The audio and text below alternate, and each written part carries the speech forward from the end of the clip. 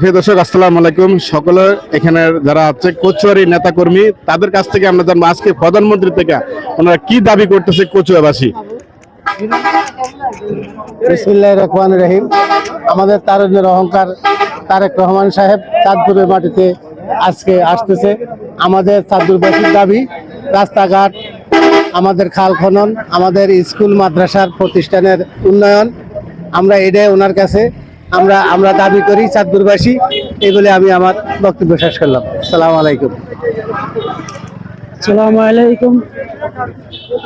আমরা চাঁদপুরবাসী তারুণ্যের অহংকার জনাব মোহাম্মদ তারেক রহমানের কাছে আমাদের দাবি, আমাদের চাঁদপুর ডিস্ট্রিক্টে যে বিভিন্ন জায়গায় খাল খনন বাকি আছে এবং কালভার্ট পুল এবং রাস্তাঘাট উন্নয়নের কাজ আমাদের ওনার কাছে দাবি। আমরা চাঁদপুর থেকে কচুয়া থানা থেকে বলছি। আমি মিলন ভাইয়ের একজন সৈনিক, কচুয়ার কর্মী, যুব দলের কর্মী। তবে আমরা আজকে ধন্য, এই কচুয়ার মাটিতে শহীদ প্রেসিডেন্ট জিয়া রহমান আসছে, আমাদের আসছিল। আজকে আমাদের তারেক ভাই আসার পুরা ধন্য হয়ে গেছি কচুয়াবাসী।